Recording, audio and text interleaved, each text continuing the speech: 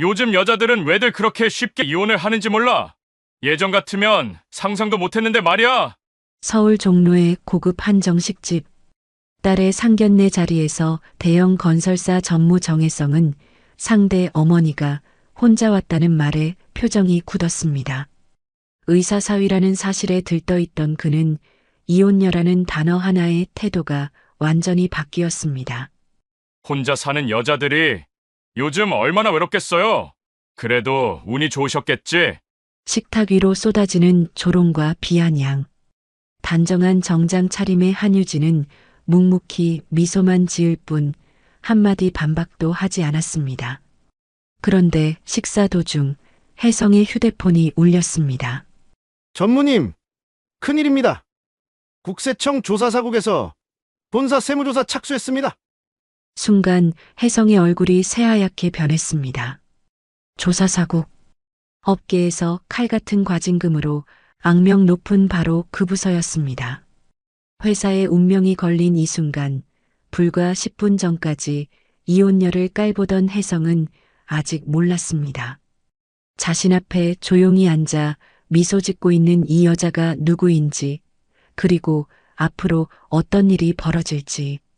사연 시작하기 전에 구독과 좋아요 부탁드립니다. 항상 시청해주시는 모든 분들께 감사드립니다. 2025년 4월 어느 토요일 오후 서울 종로구 인사동 골목 안쪽에 자리한 한정식집 청현정. 이곳은 대문부터가 남달랐습니다. 오래된 기와지붕과 단청이 조화를 이루고 마당에는 100년은 됐을 법한 향나무가 서 있었습니다. 예약제로만 운영되는 이곳은 한 상에 20만 원이 넘는 코스 요리를 내놓는 곳이었죠. 정혜성은 오늘을 위해 일부러 이곳을 예약했습니다. 딸의 상견례니까 격식을 갖춰야 한다는 생각에서였습니다. 혜성은 오늘 아침부터 기분이 좋았습니다. 딸 수연이 결혼한다는 소식을 들었을 때부터 그랬습니다. 상대가 서울대병원 신경외과 의사라는 말을 듣는 순간 그의 입가에는 저절로 미소가 번졌습니다. 건설사 전무이사인 자신에게 의사사위라니. 주변 사람들에게 자랑하기에 이만한 것도 없었죠. 골프장에서 만나는 임원들에게, 모임에서 만나는 지인들에게 자연스럽게 흘려도 될 만한 이야깃거리였습니다. 혜성은 거울 앞에서 넥타이를 매만지며 혼잣말을 했습니다. 의사사위면 나쁘지 않지. 병원 인맥도 생기는 거고. 그는 오늘 입을 옷도 신경 써서 골랐습니다. 진한 남색 양복에 고급스러운 회색 넥타이, 손목에는 몇백만 원짜리 시계를 찼습니다. 거울 속 자신의 모습이 마음에 들었습니다. 50대 후반이지만 여전히 탄탄한 체격과 자신감 넘치는 표정. 그는 스스로 성공한 사람이라고 생각했습니다. 아내 선주가 옆방에서 나오며 말했습니다. 여보, 너무 으스대지 마세요. 오늘은 서로 인사하는 자리잖아요. 알아. 근데 의사 집안이면 우리랑 비슷한 수준이겠지? 선주는 한숨을 쉬며 핸드백을 챙겼습니다. 남편의 저 자신감 넘치는 태도가 때로는 불편했지만 30년 가까이 함께 살면서 익숙해졌습니다. 그냥 오늘 하루만 무사히 넘어가길 바랄 뿐이었습니다. 차를 몰고 인사동으로 향하는 동안 혜성은 계속 좋은 상상을 했습니다. 상대 아버지는 아마 대학 교수이거나 병원 원장쯤 되지 않을까. 어머니는 품위 있는 전업주부이거나 교사 정도일 거라고 생각했습니다. 그런 집안이라면 우리 집안과도 잘 어울릴 거라는 계산이었죠. 식당에 도착하자 딸 수연이 먼저 와 있었습니다. 은행 대리인 수연은 연한 베이지색 원피스를 입고 조용히 앉아 있었습니다. 수연은 아버지를 보자 일어나서 인사했습니다. 아빠, 엄마 오셨어요? 그래, 우리가 먼저 온 거냐? 네, 지훈 씨랑 어머님은 조금 있다 오신대요. 혜성은 수연 옆에 앉으며 주변을 둘러봤습니다. 방은 깔끔했고 창밖으로는 작은 정원이 보였습니다. 테이블에는 하얀 보자기가 깔려 있었고 은은한 향이 났습니다. 만족스러웠습니다. 그나저나 상대 부모님은 둘 다 오시는 거지? 수연의 표정이 순간 굳었습니다. 그녀는 잠시 망설이다가 조심스럽게 말했습니다. 아빠, 그게 지훈 씨 어머님만 오세요. 어머님만? 아버지는? 아버지는 안 계세요. 혜성의 미간이 좁혀졌습니다. 선주도 놀란 표정으로 딸을 쳐다봤습니다. 안 계신다는 게 무슨 소리냐? 수연은 목소리를 낮췄습니다. 지훈 씨가 고등학생 때 이혼하셨대요. 그래서 어머님 혼자 지훈 씨를 키우셨어요. 그 말이 떨어지자 혜성의 얼굴이 확 굳어졌습니다. 방금까지 좋았던 기분이 한순간에 식어버렸습니다. 이혼이라니. 그것도 편부모 가정이라니. 혜성의 머릿속에는 온갖 부정적인 생각들이 스쳐 지나갔습니다. 이혼 가정이라고? 그럼 집안이 불안정한 거 아냐? 요즘 여자들은 왜 그렇게 쉽게 이혼을 하는 건지. 혜성은 입맛을 다시며 팔짱을 꼈습니다. 그의 턱 근육이 씹히듯 움직였습니다. 옆에 앉은 선주가 눈치를 주며 작게 말했습니다. 여보, 표정 관리 좀 해요. 수연이가 얼마나 신경 쓰는데. 하지만 혜성은 이미 마음속으로 상대 집안을 재단하고 있었습니다. 의사라는 타이틀이 무색하게 그는 이혼 가정이라는 꼬리표에만 집중했습니다. 그에게 가족의 완전함은 곧 신뢰의 척도였으니까요. 그는 평소에도 주변 사람들을 평가할 때 가족 배경을 중요하게 봤습니다. 부모가 어떤 사람인지, 집안이 어떤지, 그런 것들이 그 사람의 가치를 결정한다고 믿었습니다. 수연아, 너 이거 미리 알고 있었어? 내 지훈 씨한테 들었어요. 그럼 왜 우리한테 미리 말 안 했냐? 수연의 눈가가 붉어졌습니다. 말씀드리면 아빠가 이렇게 나오실까봐 걱정됐어요. 이렇게 나온다는 게 뭐가 문제냐? 부모 입장에서 당연히 신경 쓰이는 부분이잖아. 선주가 남편의 팔을 가볍게 잡으며 말했습니다. 여보, 일단 만나보고 이야기해요. 사람을 먼저 봐야죠. 하지만 혜성의 표정은 이미 차갑게 식어 있었습니다. 그는 창밖을 보며 혀를 찼습니다. 요즘 세상 참. 이혼이 뭐 대수냐는 시기야. 수연은 눈물을 참으며 고개를 숙였습니다. 그녀는 오늘 하루가 무사히 지나가기만을 간절히 바랐습니다. 하지만 아버지의 저 표정을 보니 불안했습니다. 혜성은 속으로 계산하기 시작했습니다. 이혼 가정에서 자란 아이, 아버지 없이 자란 환경. 그런 배경이 과연 우리 딸에게 좋은 영향을 줄까? 결혼 후에 문제가 생기면 어쩌지? 혹시 집안 분위기가 불안정하진 않을까? 그는 마음속으로 이미 벽을 쌓고 있었습니다. 선주는 남편의 굳은 표정을 보며 한숨을 쉬었습니다. 그녀는 남편이 이런 사람이라는 걸 알고 있었습니다. 겉으로는 예의 바르지만 속으로는 사람을 서열로 나누는 사람. 학벌로, 직업으로, 집안으로 사람을 판단하는 사람. 그래서 오늘이 걱정되었습니다. 몇 분 후 문이 열리며 누군가 들어왔습니다. 수연이 얼른 일어섰습니다. 지훈 씨, 어머님 오셨어요? 혜성은 천천히 고개를 돌렸습니다. 그리고 그가 본 것은 단정한 검정 정장을 입은 여성이었습니다. 한유진. 그녀는 56이라는 나이가 무색할 정도로 고든 자세와 차분한 인상을 가진 사람이었습니다. 옆에는 키 큰 청년 한지훈이 서 있었습니다. 혜성은 자리에서 일어나 인사를 받았지만 그의 눈빛은 여전히 차가웠습니다. 그는 유진을 위아래로 훑어보며 속으로 생각했습니다. 이혼녀치고는 옷차림이 반듯하네. 그래도 혼자 사는 여자라는 건 변함없지. 혜성의 머릿속에는 이미 편견이 가득 차 있었습니다. 그는 상대를 사람으로 보는 게 아니라 꼬리표로 보고 있었습니다. 그리고 그는 몰랐습니다.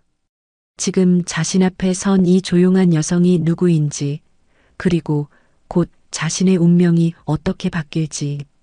상견례는 이렇게 차갑게 시작되었습니다. 유진이 방 안으로 들어서는 순간 혜성은 본능적으로 그녀를 관찰하기 시작했습니다. 마치 물건을 감정하듯 그는 상대방의 모든 것을 훑어봤습니다. 검정 정장은 고급스러워 보였습니다. 옷감의 질감이나 핏이 아무렇게나 입은 것이 아니라는 걸 보여줬죠. 구두도 광이 나 있었고 머리는 단정하게 뒤로 넘겨 묶여 있었습니다. 화장은 진하지 않았지만 깔끔했습니다. 혜성은 속으로 생각했습니다. 이혼녀치고는 옷차림은 제법이네.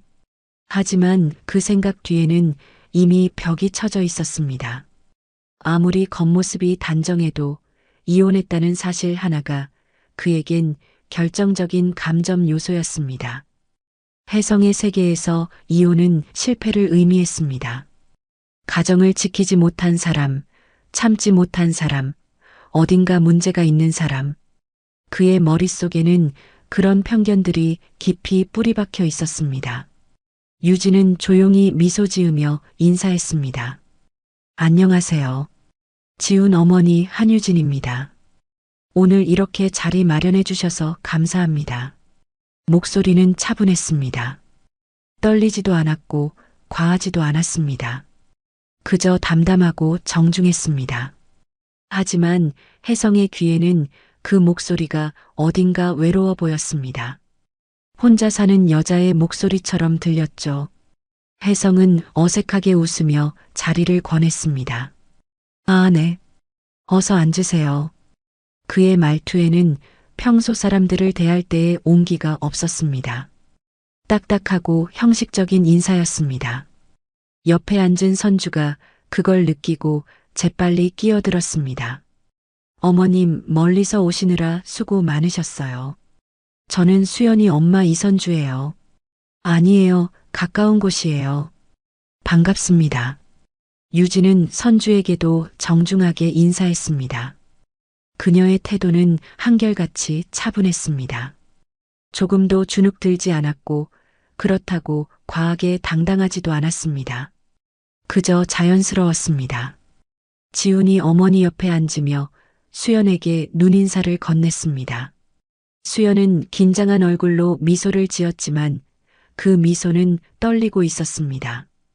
그녀는 아버지의 표정을 계속 살폈습니다. 혜성의 얼굴에는 여전히 딱딱한 표정이 걸려 있었습니다. 자리에 모두 앉아 잠시 어색한 침묵이 흘렀습니다. 종업원이 들어와 물을 따르고 메뉴를 설명했습니다. 혜성은 그 시간 동안에도 유진을 힐끗힐끗 쳐다봤습니다. 그는 상대방에게서 뭔가 결점을 찾으려는 듯 했습니다. 혼자 왔다는 게 신경 쓰이는군. 남편도 없이 말이야. 혜성의 머릿속에서는 계속 부정적인 생각들이 맴돌았습니다. 혼자 사는 여자, 이혼한 여자, 남편 없이 아들을 키운 여자.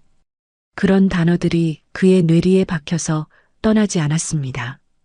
그는 유진을 한 사람의 인간으로 보는 것이 아니라 그저 꼬리표로만 보고 있었습니다. 종업원이 나가자 선주가 분위기를 풀려고 말을 꺼냈습니다. 지훈 씨, 신경외과 의사라고 들었어요. 정말 대단하네요. 지훈이 공손하게 대답했습니다. 감사합니다. 아직 배울 게 많습니다. 서울대병원이면 정말 좋은 곳이잖아요. 공부 많이 하셨겠어요. 열심히 하려고 노력했습니다. 지훈의 말투는 겸손했습니다. 혜성은 지훈을 보며 속으로 고개를 끄덕였습니다. 젊은이의 태도는 나쁘지 않았습니다. 말도 조리 있게 했고 예의도 바른 것 같았습니다. 하지만 그럴수록 혜성의 마음은 더 복잡해졌습니다. 아들은 괜찮은 것 같은데 어머니가 문제지. 혜성은 결국 참지 못하고 입을 열었습니다. 그의 목소리에는 가시가 돋쳐 있었습니다. 그런데 지훈 씨 아버님은 오늘 바쁘신가 봅니다. 순간 식탁 위 공기가 무거워졌습니다. 수연의 얼굴이 하얗게 변했고 선주는 황급히 남편의 팔을 쳤습니다. 하지만 혜성은 이미 말을 꺼냈고 그 말은 되돌릴 수 없었습니다. 지훈이 잠시 망설이다가 조용히 대답했습니다. 아버지는 제가 고등학교 다닐 때 어머니와 이혼하셨습니다. 혜성은 이미 알고 있었지만 직접 듣고 싶었습니다. 확인하고 싶었죠. 그리고 어쩌면 상대방이 부끄러워하거나 위축되는 모습을 보고 싶었는지도 모릅니다. 아, 그렇군요. 혜성의 대답은 짧았지만 그 안에는 수많은 감정이 담겨 있었습니다. 실망, 우월감, 그리고 경멸. 그는 입꼬리를 살짝 올리며 물잔을 들었습니다. 마치 역시 그랬군이라고 말하는 듯한 표정이었습니다. 유진은 그 모든 걸 조용히 지켜보고 있었습니다. 그녀의 얼굴에는 여전히 미소가 머물러 있었습니다. 하지만 그 미소는 이상하게도 단단해 보였습니다. 부서지지 않는 유리 같은 미소였습니다. 그녀는 아무 말도 하지 않았습니다. 그저 차분하게 앉아서 찻잔을 들 뿐이었습니다. 혜성은 그 침묵이 마음에 들지 않았습니다. 상대방이 변명하거나 해명하기를 기대했는데 유진은 아무 반응도 보이지 않았습니다. 그래서 그는 더 말을 이었습니다. 요즘은 참 이혼이 흔하죠. 예전에는 상상도 못할 일이었는데 그 말은 명백히 유진을 겨냥한 것이었습니다. 선주가 황급히 말했습니다. 여보, 그만해요. 하지만 혜성은 멈추지 않았습니다. 아니, 그냥 요즘 세태가 그렇다는 얘기죠. 뭐 힘들면 이혼하고 안 맞으면 헤어지고 나쁘다는 게 아니라 그냥 시대가 변했다는 거예요. 그의 말투는 겉으로는 담담했지만 속에는 비난이 숨어 있었습니다. 수연은 눈물이 날 것 같았습니다. 아버지가 왜 이러는지 이해할 수 없었습니다. 옆에 앉은 지훈도 입술을 꽉 깨물고 있었습니다. 유진은 여전히 말이 없었습니다. 그녀는 찻잔을 내려놓고 조용히 혜성을 바라봤습니다. 그 시선은 차갑지도 따뜻하지도 않았습니다. 그저 담담했습니다. 마치 모든 걸 다 알고 있다는 듯한 눈빛이었습니다. 혜성은 그 시선을 받으며 순간 묘한 기분을 느꼈습니다. 뭔가 자신이 평가받고 있다는 느낌. 하지만 그는 곧 그 생각을 떨쳐냈습니다. 내가 뭐가 잘못됐다고 사실을 말한 것뿐인데 그는 스스로를 합리화했습니다. 자신은 나쁜 사람이 아니라고 그저 현실을 직시하는 사람일 뿐이라고 생각했습니다. 선주는 더 이상 참을 수 없었습니다. 그녀는 화제를 돌리려고 애썼습니다. 어머님, 지훈 씨 어릴 때부터 의사가 꿈이었나요? 유진이 부드럽게 대답했습니다. 네, 중학생 때부터 그랬어요. 사람을 돕고 싶다고 하더라고요. 정말 기특하네요. 그 꿈을 이루다니. 아이가 열심히 했어요. 저는 옆에서 응원만 했을 뿐이에요. 유진의 목소리에는 아들에 대한 자부심이 묻어났습니다. 하지만 그것은 자랑이 아니라 담담한 사실의 진술이었습니다. 과장도 꾸밈도 없었습니다. 혜성은 그 말을 듣고 속으로 비웃었습니다. 응원만 했다고? 돈은 어디서 났겠어. 아마 빚이라도 졌거나 아니면 친정에서 도움 받았겠지. 그는 계속해서 상대방을 깎아내리고 싶었습니다. 인정하고 싶지 않았습니다. 이혼한 여자가 혼자 힘으로 아들을 의사로 키웠다는 사실이 그에게는 불편했습니다. 왜냐하면 그것은 자신의 편견을 무너뜨리는 일이었으니까요. 유진은 조용히 수연을 바라보며 미소 지었습니다. 수연 씨, 지훈이한테 많이 들었어요. 착하고 성실하다고. 수연이 얼굴을 붉히며 대답했습니다. 아니에요, 어머님. 제가 오히려 지훈 씨한테 배우는 게 많아요. 두 분 다 좋은 사람들이에요. 앞으로 잘 될 거예요. 유진의 말에는 진심이 담겨 있었습니다. 그녀는 두 젊은이를 진심으로 축복하고 있었습니다. 하지만 혜성의 귀에는 그 말조차 공허하게 들렸습니다. 혜성은 팔짱을 끼고 몸을 뒤로 기댔습니다. 그의 자세는 방어적이었습니다. 마치 나는 아직 너희를 인정하지 않았다고 말하는 것 같았습니다. 바로 그때 종업원이 첫 번째 요리를 들고 들어왔습니다. 작은 접시에 담긴 전체 요리였습니다. 모두가 조용히 앞접시를 받았습니다. 하지만 아무도 먼저 젓가락을 들지 않았습니다. 공기는 여전히 무거웠고 긴장감은 식탁 위를 맴돌았습니다. 혜성은 유진을 다시 한번 훑어봤습니다. 그녀는 조용히 앉아서 물을 마시고 있었습니다. 흔들림이 없었습니다. 그 모습이 혜성에게는 오히려 더 거슬렸습니다. 왜 저렇게 태어나지? 보통은 주눅 들거나 변명을 하던데. 혜성은 유진이 자신의 말에 상처받기를 은근히 바랐습니다. 하지만 유진은 전혀 그런 기색이 없었습니다. 오히려 혜성 자신이 점점 초조해지고 있었습니다. 상견례는 이렇게 냉랭한 분위기 속에서 계속되었습니다. 혜성의 편견은 더 깊어졌고 유진의 침묵은 더 단단해졌습니다. 그리고 아무도 몰랐습니다. 이 조용한 여인이 누구인지, 그리고 곧 어떤 일이 벌어질지. 요리가 하나씩 나오기 시작했습니다. 작은 접시에 담긴 나물들, 정갈하게 썰어진 생선에 따뜻한 김이 피어오르는 탕. 종업원은 조용히 음식을 내려놓고 각 요리에 대해 짧게 설명했습니다. 하지만 식탁에 앉은 사람들은 그 설명이 귀에 들어오지 않았습니다. 모두가 각자의 생각에 잠겨 있었습니다. 혜성은 젓가락을 들었지만 음식에 집중할 수 없었습니다. 그의 시선은 자꾸만 유진에게로 향했습니다. 그녀는 조용히 식사를 하고 있었습니다. 젓가락질이 정갈했고 자세도 반듯했습니다. 음식을 먹는 모습조차 품위가 있어 보였습니다. 혜성은 그것이 마음에 들지 않았습니다. 이혼한 여자라면 뭔가 부족한 구석이 있어야 한다고 생각했습니다. 흔들리거나 불안해하거나 주눅 들어야 한다고 생각했죠. 하지만 유진은 전혀 그런 모습이 아니었습니다. 오히려 혜성 자신이 점점 불편해지고 있었습니다. 선주가 분위기를 부드럽게 만들려고 애썼습니다. 음식이 정말 맛있네요. 여기 처음 와봤는데 평소에 궁금했던 곳이었어요. 유진이 미소 지으며 대답했습니다.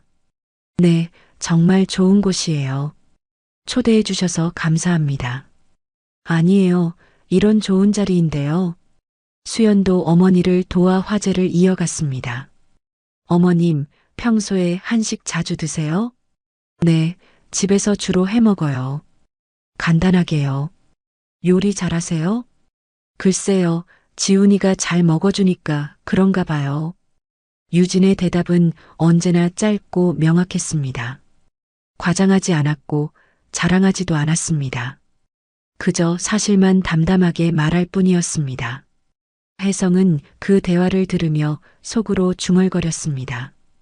혼자 사니까 요리라도 해야지. 뭐 다른 할 일도 없을 테고.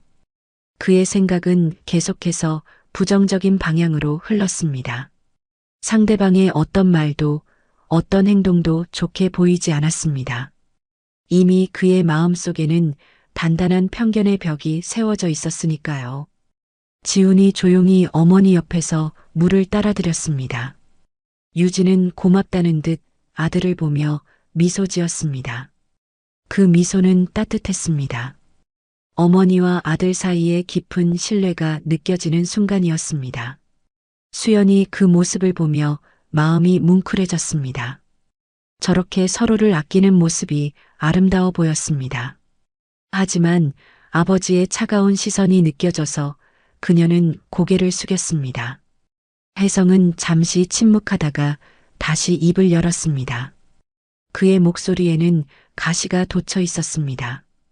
지훈 씨, 아버지랑은 연락하고 지내나요? 순간 식탁이 조용해졌습니다. 수저 부딪히는 소리마저 멈췄습니다. 선주가 황급히 남편을 쳐다봤지만 혜성은 이미 질문을 던진 뒤였습니다. 지훈이 잠시 망설이다가 대답했습니다. 아니요, 연락하지 않습니다. 아, 그렇군요. 혜성의 대답은 짧았지만 그 안에는 많은 의미가 담겨 있었습니다. 역시 그렇구나. 문제가 있었던 거구나. 그런 생각들이 그의 얼굴에 고스란히 드러났습니다. 유진은 여전히 말이 없었습니다. 그녀는 조용히 차를 마실 뿐이었습니다. 하지만 그녀의 손끝이 살짝 떨리는 것을 수연은 보았습니다. 아주 미세하게 찻잔을 든 손이 흔들렸습니다. 혜성은 멈추지 않았습니다. 요즘 시대가 참 변했어요. 옛날에는 이혼이라는 게 정말 상상도 못할 일이었는데. 여보. 선주가 낮은 목소리로 남편을 불렀습니다. 경고의 의미였습니다. 하지만 혜성은 아내의 눈치를 무시했습니다. 아니, 나쁘다는 게 아니에요.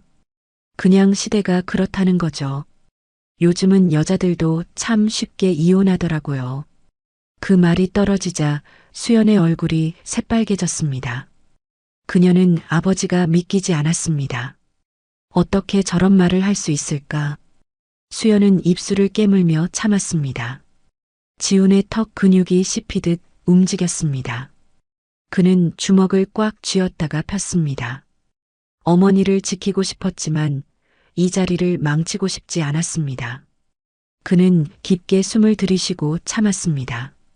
유진은 찻잔을 내려놓고 혜성을 바라봤습니다. 그녀의 눈빛은 여전히 차분했습니다. 하지만 그 눈 속에는 뭔가 다른 것이 담겨 있었습니다. 슬픔도 분노도 아니었습니다. 그저 담담한 이해였습니다. 마치 당신 같은 사람을 많이 봤어요 라고 말하는 것 같았습니다. 혜성은 그 시선을 받으며 순간 주춤했습니다. 뭔가 자신이 작아지는 기분이 들었습니다. 하지만 그는 곧 그 감정을 떨쳐냈습니다.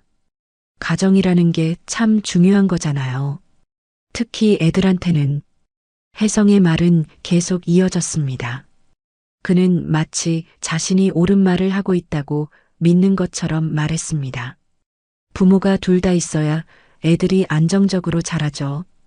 물론 요즘은 편부모 가정도 많지만 그래도 뭔가 부족한 게 있지 않겠어요? 선주가 참다 못해 남편의 팔을 잡았습니다. 여보, 그만해요. 음식이나 드세요. 하지만 혜성은 아내의 손을 살짝 뿌리쳤습니다. 왜? 난 사실을 말하는 거잖아. 어머님도 이해하실 거예요. 부모 입장에서야 당연히 궁금한 거 아니에요? 혜성은 오히려 자신이 정당하다는 듯 목소리를 높였습니다. 그는 자신이 나쁜 사람이 아니라고 그저 현실적인 우려를 표현하는 것뿐이라고 생각했습니다. 유진이 조용히 입을 열었습니다. 염려하시는 마음은 이해합니다. 그녀의 목소리는 떨리지 않았습니다. 오히려 고요했습니다. 지훈이를 혼자 키우면서 부족한 점이 많았을 거예요. 하지만 최선을 다했습니다. 아, 그럼요. 그건 알죠. 혼자 아들을 의사로 키웠으니 대단하죠. 혜성의 말투에는 비꼬는 듯한 느낌이 묻어났습니다. 그래도 운이 좋으셨을 거예요. 애가 말을 잘 들었나 보죠? 지훈이가 스스로 열심히 했어요. 뭐, 그렇겠죠. 아버지 없이 자란 애들은 일찍 철이 드니까. 혜성의 말은 위로처럼 들렸지만 실제로는 상처를 주는 말이었습니다. 아버지 없이 자란 애라는 표현에는 명백한 차별이 담겨 있었습니다. 수연은 더 이상 참을 수 없었습니다. 그녀는 떨리는 목소리로 말했습니다. 아빠, 제발 그만하세요. 뭘 그만해? 난 칭찬하는 거잖아. 칭찬이 아니잖아요. 아빠가 지금 뭐 하시는 건지 모르세요? 수연의 목소리가 높아졌습니다. 그녀의 눈에는 눈물이 고였습니다. 지훈 씨 어머님께 정말 신뢰되는 말씀하시는 거예요. 혜성은 딸의 반발에 당황했습니다. 수연이 자신에게 이렇게 대든 적은 없었습니다. 그는 얼굴이 붉어지며 말했습니다. 야, 내가 지금 아빠한테 이러는 거야? 지금은 아빠가 잘못하신 거예요. 뭐가 잘못이야? 난 그냥 사실을 말한 거라고. 사실이라고 해서 다 말해도 되는 건 아니에요.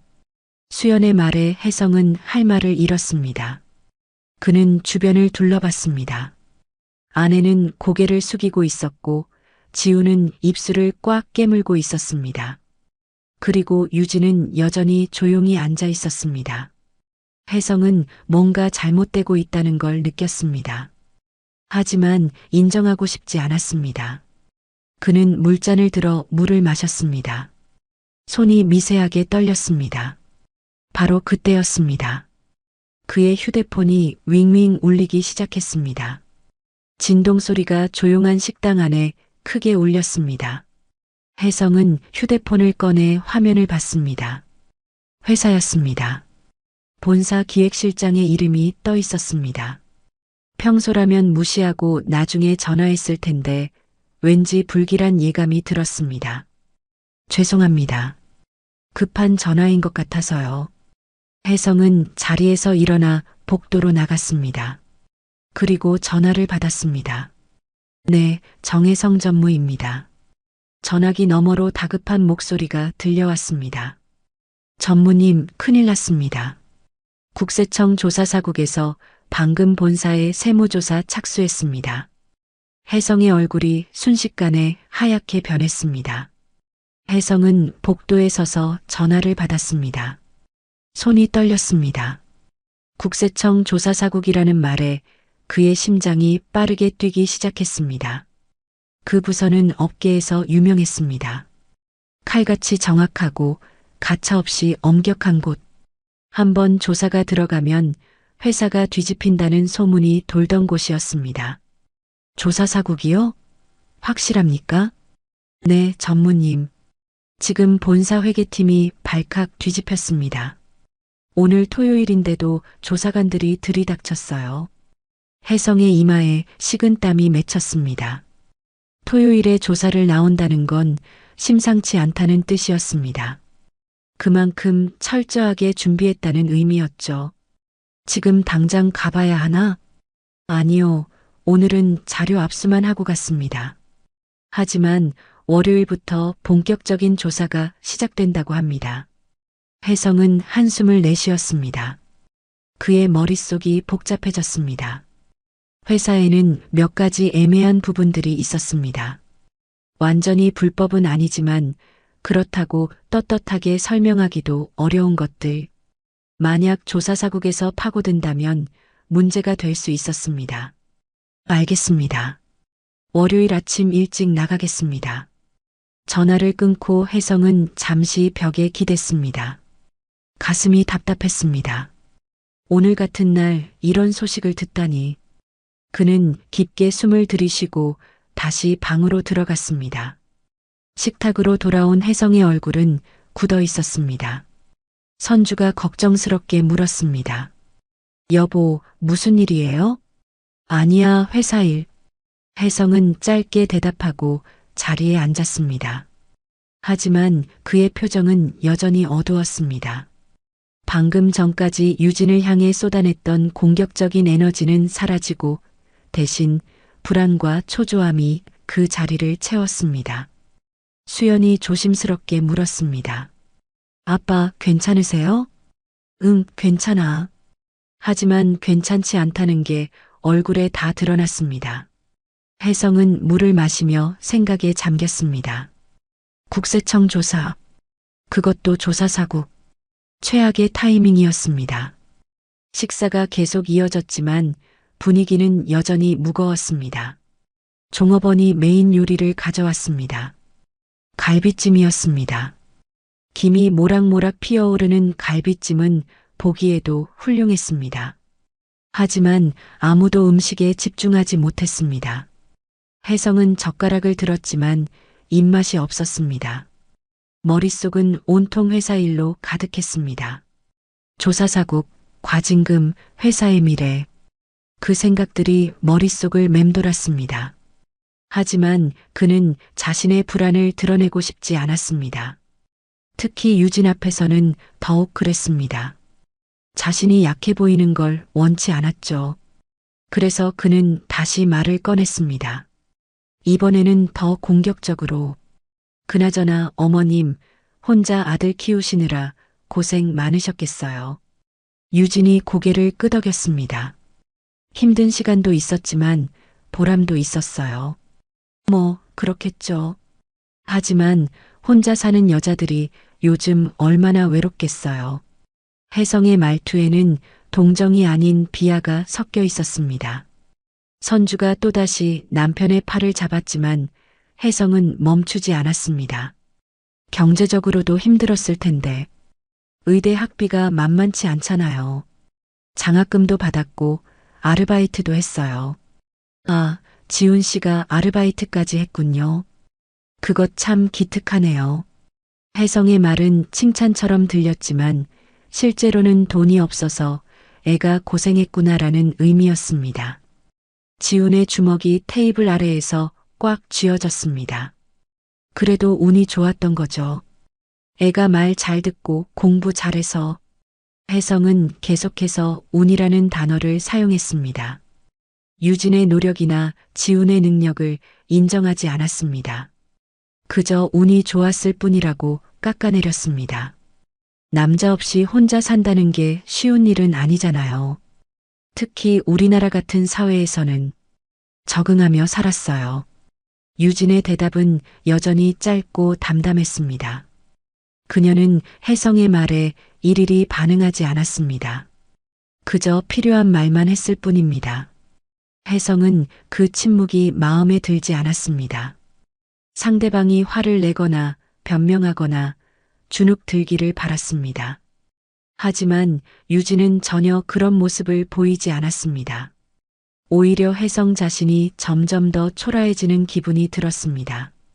우리 집은 다행히 가정이 화목해요. 부부가 30년 가까이 함께 살았죠. 이혼 같은 건 생각해 본 적도 없어요. 혜성은 자신의 가정을 자랑하며 은근히 유진을 비교했습니다. 우리는 성공한 가정이고 당신은 실패한 가정이라는 메시지를 던진 것이죠. 수연이 참다 못해 말했습니다. 아빠, 제발 그만 좀 하세요. 뭘 그만해? 난 우리 가족 얘기하는 거잖아. 지금 그게 자랑이에요? 남 깎아내리면서 자기 자랑하는 거예요? 수연의 목소리가 떨렸습니다. 그녀는 눈물을 참고 있었습니다. 아버지가 왜 이러는지 정말 이해할 수 없었습니다. 혜성은 딸의 말에 얼굴이 붉어졌습니다. 하지만 인정하고 싶지 않았습니다. 내가 언제 남을 깎아내렸어? 난 사실을 말한 거지. 사실이라고 다 말해도 되는 건 아니라고 아까 말씀드렸잖아요. 이해가 지금 아빠한테. 바로 그때였습니다. 유진이 조용히 입을 열었습니다. 괜찮아요, 수연 씨. 그녀의 목소리는 차분했습니다. 하지만 그 차분함 속에는 단단한 힘이 있었습니다. 수연 아버님 말씀도 이해해요. 부모 마음이니까요. 혜성이 유진을 쳐다봤습니다. 유진은 그의 눈을 똑바로 바라보고 있었습니다. 이혼은 제 선택이었어요. 후회하지 않습니다. 지훈이를 지키기 위한 선택이었으니까요. 유진의 말은 짧았지만 무게가 있었습니다. 그녀는 변명하지 않았습니다. 그저 자신의 선택을 설명했을 뿐입니다. 지훈이는 제가 키운 게 아니에요.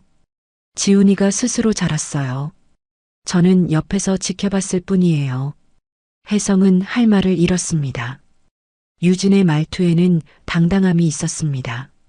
피해자나 약자의 목소리가 아니었습니다.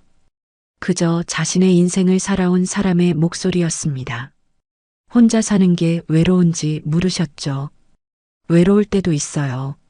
하지만 외로움보다 중요한 게 있어요. 스스로에 대한 존중이요. 유진의 눈빛이 혜성을 꿰뚫었습니다.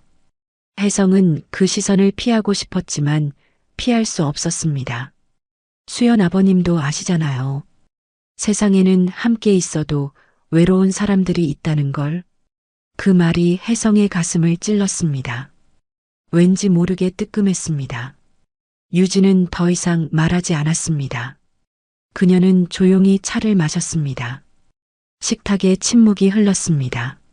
무겁고 긴 침묵이었습니다. 혜성은 젓가락을 들었지만 손이 떨렸습니다. 갑자기 목이 메는 것 같았습니다. 선주가 조심스럽게 화제를 돌렸습니다. 음식 식기 전에 드세요. 갈비찜이 맛있어요. 하지만 아무도 음식에 손을 대지 않았습니다. 종업원이 다음 요리를 가져왔지만 식탁 위의 분위기는 점점 더 차가워졌습니다. 혜성은 속으로 생각했습니다. 뭔가 잘못되고 있다고. 자신이 통제하지 못하는 상황이 펼쳐지고 있다고. 그는 불안했습니다. 회사 일도 불안하고 이 자리도 불안했습니다. 그리고 가장 불안한 건 저 조용한 여자였습니다. 한마디로 자신을 제압하는 저 여자가 두려웠습니다. 혜성은 물을 마시며 시선을 피했습니다. 유진은 여전히 조용히 앉아 있었습니다. 그녀의 얼굴에는 여전히 미소가 있었습니다. 하지만 그 미소 뒤에 무엇이 숨어 있는지 아무도 몰랐습니다. 식사는 계속 이어졌지만 식탁 위의 공기는 얼어붙어 있었습니다. 종업원이 디저트를 내왔습니다. 작은 찻잔에 담긴 식혜와 정갈하게 담긴 한과였습니다. 하지만 아무도 그것에 관심이 없었습니다. 혜성은 유진의 마지막 말이 계속 머릿속을 맴돌았습니다. 함께 있어도 외로운 사람들. 그 말이 왜 자꾸 생각나는지 몰랐습니다. 아니, 알고 싶지 않았습니다. 그는 찻잔을 들어 식혜를 마셨습니다. 달콤한 맛이 입안에 퍼졌지만 왠지 모르게 쓴맛이 느껴졌습니다. 수연이 조심스럽게 아버지를 쳐다봤습니다. 그녀는 오늘 하루가 너무나 힘들었습니다. 사랑하는 사람의 어머니를 만나는 자리가 이렇게 될 줄은 몰랐습니다. 아버지가 이렇게까지 모질게 구는 줄도 몰랐습니다. 수연의 마음은 찢어질 것 같았습니다. 지우는 조용히 어머니 옆에 앉아 있었습니다. 그의 턱 근육은 여전히 긴장되어 있었습니다. 주먹을 쥐었다 폈다를 반복했습니다. 어머니를 위해 참고 있었지만 속으로는 끓어오르는 분노를 느꼈습니다. 이렇게까지 모욕을 당해야 하나. 하지만 어머니가 조용히 있으니 그도 참을 수밖에 없었습니다. 선주는 남편을 보며 한숨을 쉬었습니다. 30년 가까이 함께 살았지만 오늘만큼 남편이 낯설게 느껴진 적이 없었습니다. 저렇게 사람을 함부로 대하는 사람이었나? 선주는 유진에게 미안한 마음이 가득했습니다. 하지만 어떻게 사과해야 할지 몰랐습니다. 유진은 한과를 하나 집어 입에 넣었습니다. 천천히 씹으며 창밖을 바라봤습니다. 그녀의 얼굴에는 여전히 미소가 머물러 있었습니다. 하지만 그 미소는 처음과는 달랐습니다. 더 단단해 보였습니다. 마치 오랜 시간 갈고 닦은 돌처럼 단단하고 매끄러웠습니다. 혜성이 다시 입을 열었습니다. 그는 멈출 수가 없었습니다. 불안했습니다. 회사 일도 불안하고 이 자리도 불안하고 저 조용한 여자도 불안했습니다. 그래서 계속 말을 해야 할 것 같았습니다. 그나저나 두 사람 결혼 날짜는 생각해봤니? 수연이 조심스럽게 대답했습니다. 아직 확정은 안 했어요. 가을쯤 생각하고 있어요. 가을이면 좋지. 날씨도 좋고. 혜성은 겉으로는 평범하게 말했지만 속으로는 다른 생각을 하고 있었습니다. 결혼을 정말 시켜야 하나? 이런 집안과. 수연은 아버지의 표정을 읽었습니다. 그녀는 가슴이 철렁 내려앉았습니다. 아버지가 결혼을 반대할까봐 두려웠습니다. 아빠, 저 지훈 씨 정말 좋아해요. 수연의 목소리가 떨렸습니다.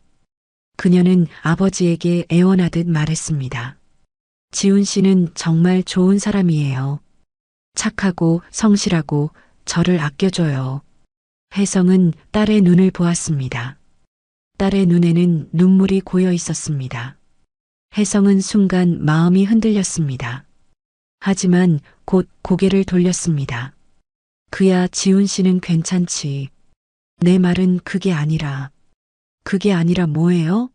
지훈 씨 어머님이 이혼했다는 게 문제예요? 수연의 목소리가 높아졌습니다. 그녀는 더 이상 참을 수 없었습니다. 그게 뭐가 문제인데요? 어머님이 뭘 잘못하셨는데요? 수연아, 목소리 낮춰.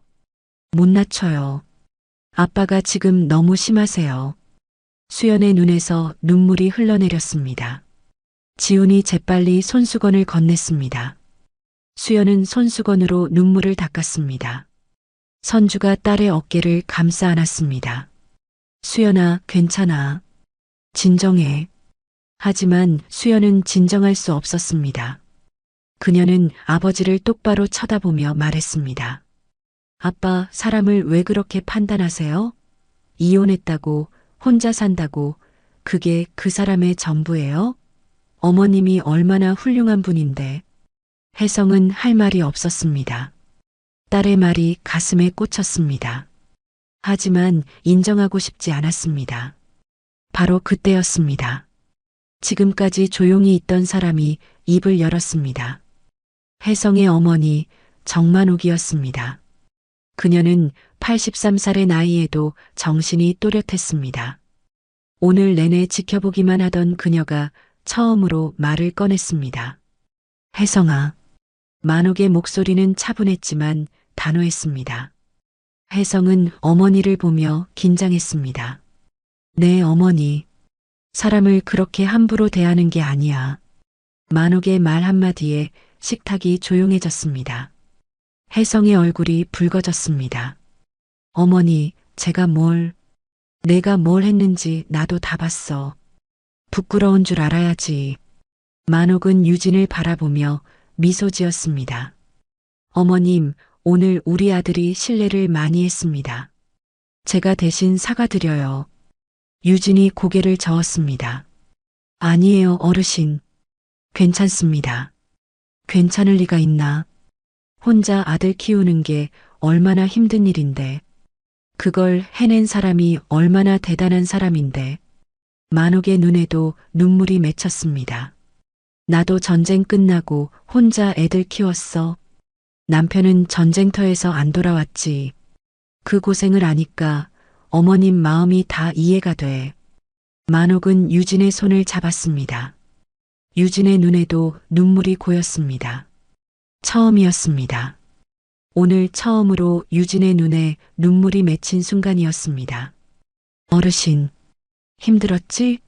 많이 힘들었을 거야. 만옥의 따뜻한 말에 유진은 고개를 끄덕였습니다. 그녀는 눈물을 참으며 미소 지었습니다. 이겨냈습니다. 지훈이 때문에 이겨낼 수 있었어요. 그래, 잘했어. 정말 잘했어. 만옥은 유진의 손을 꽉 잡았습니다. 두 여인 사이에는 말로 표현할 수 없는 공감이 흐르고 있었습니다. 같은 고통을 겪은 사람들만이 나눌 수 있는 깊은 이해였습니다. 혜성은 그 모습을 보며 멍하니 앉아 있었습니다. 어머니의 말이 가슴에 박혔습니다. 부끄러운 줄 알아야지. 그 말이 계속 맴돌았습니다. 선주도 눈물을 닦았습니다. 그녀는 유진에게 고개를 숙였습니다. 어머님, 정말 죄송합니다. 저희가 예의가 없었어요. 유진이 고개를 저었습니다. 아니에요. 이해해요. 이해하실 게 뭐가 있어요. 저희가 잘못했어요. 식탁에 잠시 침묵이 흘렀습니다. 하지만 이번 침묵은 달랐습니다. 차갑지 않았습니다. 오히려 따뜻한 침묵이었습니다. 혜성은 젓가락을 내려놓고 손을 비볐습니다. 그의 손바닥에는 식은 땀이 흥건했습니다. 가슴이 답답했습니다. 뭔가 잘못되고 있다는 걸 알았습니다. 하지만 어떻게 해야 할지 몰랐습니다. 유진은 조용히 차를 마셨습니다. 그녀의 손은 더 이상 떨리지 않았습니다. 오히려 혜성의 손이 떨리고 있었습니다. 만옥이 다시 입을 열었습니다. 지훈 씨, 우리 수연이 잘 부탁해요. 지훈이 공손하게 대답했습니다. 네, 할머님. 수연 씨 잘 모실게요. 그래, 믿는다. 너 같은 효자가 어디 있겠어. 만옥의 말에 지훈이 얼굴을 붉혔습니다. 수연이 지훈의 손을 꼭 잡았습니다. 두 사람은 서로를 보며 미소 지었습니다. 혜성은 그 모습을 보며 복잡한 감정을 느꼈습니다. 딸이 행복해 보였습니다. 진심으로 사랑하는 사람을 만난 얼굴이었습니다. 하지만 혜성은 여전히 받아들일 수 없었습니다. 식사가 끝나갈 무렵 종업원이 계산서를 가져왔습니다. 혜성은 카드를 내밀었습니다. 하지만 그의 머릿속은 온통 다른 생각으로 가득했습니다. 회사 일, 조사사국, 과징금, 그리고 저 조용한 여자. 모든 것이 뒤섞여 그를 짓눌렀습니다. 혜성은 깊게 한숨을 쉬었습니다. 유진은 자리에서 일어서며 정중하게 인사했습니다. 오늘 좋은 자리 마련해 주셔서 감사했습니다. 만옥이 유진의 손을 다시 한번 잡았습니다. 어머님, 다음에 또 봬요. 우리 자주 만나요. 네, 어르신. 그러겠습니다. 두 사람은 따뜻하게 웃었습니다. 하지만 혜성은 그저 멍하니 서 있을 뿐이었습니다. 그의 마음은 혼란스러웠습니다. 식당을 나서는 길 혜성은 무거운 발걸음을 옮겼습니다. 인사동 골목은 여전히 한적했습니다. 토요일 오후라 사람들이 오가고 카페에서는 웃음소리가 들렸습니다. 하지만 혜성의 귀에는 아무것도 들리지 않았습니다. 그의 머릿속은 온통 복잡한 생각들로 가득했습니다. 유진과 지우는 먼저 인사를 하고 떠났습니다. 유진은 떠나기 전 만옥의 손을 한 번 더 잡았습니다. 두 사람은 말없이 서로를 바라보며 미소 지었습니다. 그 미소에는 같은 고통을 이겨낸 사람들만의 깊은 이해가 담겨 있었습니다. 수연은 지훈과 함께 걸어가며 작은 목소리로 말했습니다. 미안해요, 지훈 씨. 우리 아빠가. 지훈이 수연의 손을 꽉 잡았습니다. 괜찮아요. 저희 어머니도 괜찮으시대요. 어머님이 너무 마음 상하셨을 텐데. 어머니는 강한 분이에요. 걱정 마세요. 수연은 고개를 끄덕였지만 마음은 여전히 무거웠습니다. 오늘 하루가 악몽 같았습니다. 아버지가 저렇게까지 심하게 구는 줄 몰랐습니다. 혜성은 차에 타서도 한동안 시동을 걸지 못했습니다. 그는 핸들을 꽉 잡고 앞을 바라봤습니다. 선주가 조심스럽게 말을 걸었습니다. 여보, 괜찮아요? 혜성은 대답하지 않았습니다. 그는 그저 핸들을 쥔 채 생각에 잠겨 있었습니다. 어머니의 말이 계속 귓가에 맴돌았습니다. 부끄러운 줄 알아야지. 그 말이 가슴을 찔렀습니다. 선주가 다시 말했습니다. 오늘 너무 심했어요. 내가 뭘 심하게 했어. 혜성의 목소리에는 짜증이 묻어났습니다. 하지만 그것은 아내를 향한 짜증이 아니었습니다. 자기 자신을 향한 짜증이었습니다. 지훈군 어머님한테 너무 모질게 대했잖아요. 사람이 그러면 안 되죠. 난 사실을 말한 것뿐이야. 사실이라고 다 말해도 되는 건 아니에요. 수연이도 그랬잖아요. 혜성은 할 말이 없었습니다. 그는 시동을 걸고 차를 출발시켰습니다. 뒷좌석에 앉은 만옥이 조용히 말했습니다. 혜성아, 나 오늘 너한테 실망했다. 혜성의 손이 핸들 위에서 굳었습니다. 어머니의 실망이라는 말이 그에게는 가장 무서운 말이었습니다. 어머니, 내가 그런 사람인 줄 몰랐어. 사람을 겉모습으로 판단하고 함부로 대하는 사람인 줄 몰랐어. 만옥의 목소리는 떨렸습니다. 그녀는 아들에게 화가 났지만 동시에 슬펐습니다. 이혼했다고, 혼자 산다고, 그게 뭐가 잘못이냐? 살다 보면 누구나 힘든 일을 겪어. 그걸 이겨낸 사람이 대단한 거지. 비난받을 일이 뭐가 있어. 어머니, 저는 그냥이 뭐냐? 내가 한 말 하나하나가 다 상처였어. 나도 다 들었어. 혜성은 입을 다물었습니다. 어머니의 말에 반박할 수 없었습니다. 차는 조용히 서울 시내를 달렸습니다. 차 안에는 무거운 침묵만 흘렀습니다. 혜성은 운전을 하면서도 계속 생각했습니다. 자신이 정말 잘못한 걸까? 아니면 다들 너무 예민하게 반응하는 걸까? 하지만 그는 알고 있었습니다. 자신이 잘못했다는 걸, 선을 넘었다는 걸, 사람을 함부로 대했다는 걸 인정하고 싶지 않았지만 마음 한구석에서는 알고 있었습니다. 집에 도착해서도 혜성은 불편했습니다. 그는 소파에 앉아 텔레비전을 켰지만 내용이 하나도 들어오지 않았습니다. 머릿속은 온통 오늘 일로 가득했습니다. 선주가 차를 한 잔 내왔습니다. 여보, 차 드세요. 응. 혜성은 차를 받아들었습니다. 따뜻한 차가 목을 타고 내려갔지만 속은 여전히 차갑고 무거웠습니다. 바로 그때였습니다. 혜성의 휴대폰이 다시 울렸습니다. 화면을 보니 또다시 회사였습니다. 이번에는 부사장이었습니다. 혜성은 긴장하며 전화를 받았습니다. 네, 정혜성 전무입니다. 전무님, 저 부사장입니다. 지금 시간 괜찮으십니까? 부사장의 목소리는 무거웠습니다. 평소에 여유로운 톤이 아니었습니다. 네, 말씀하세요. 국세청 조사건 들으셨죠? 네, 기획실장한테 들었습니다. 상황이 좋지 않습니다.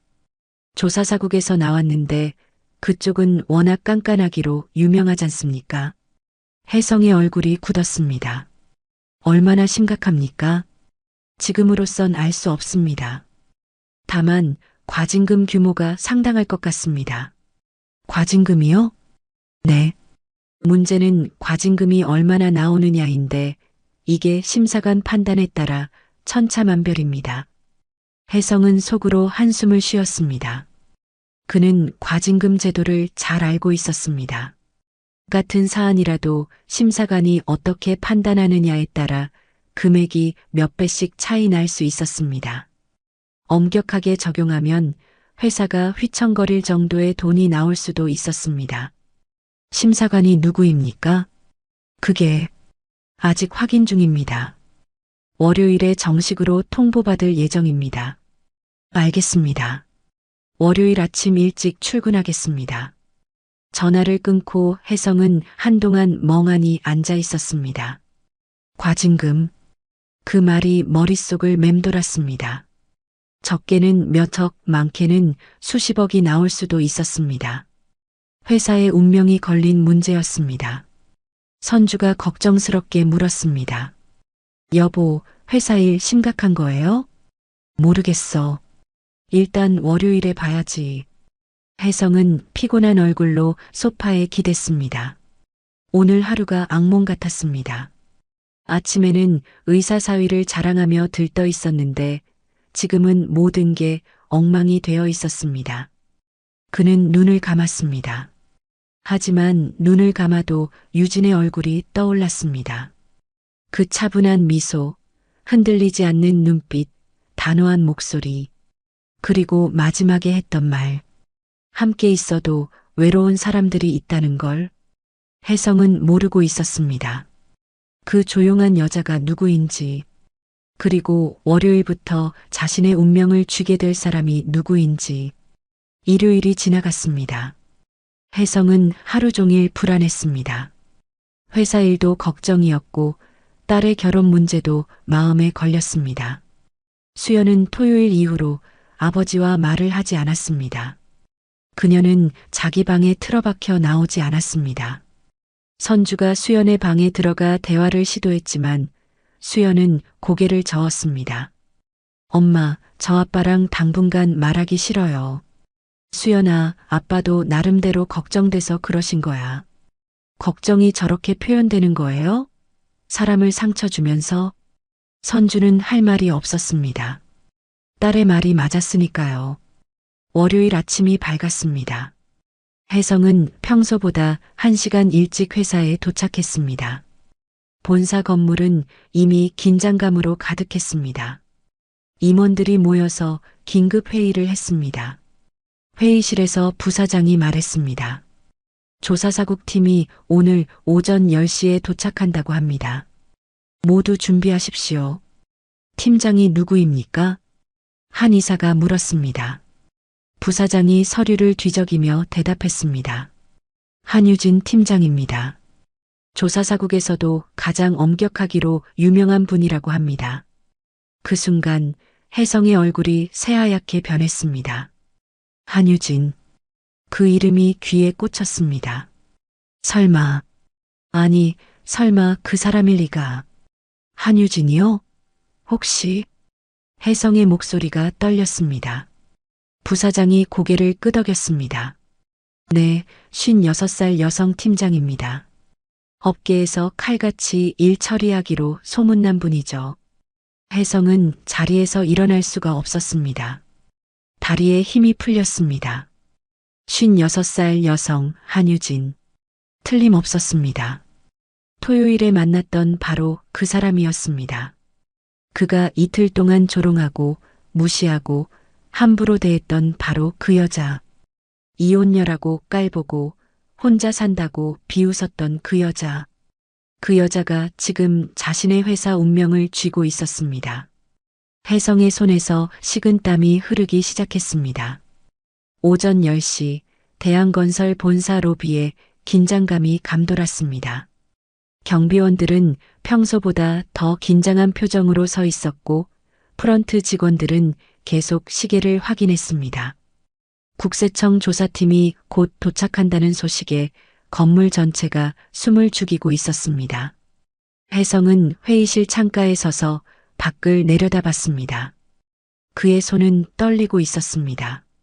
커피를 마시려고 컵을 들었지만 손이 너무 떨려서 제대로 들 수가 없었습니다. 컵을 탁자에 내려놓는 소리가 회의실에 울렸습니다.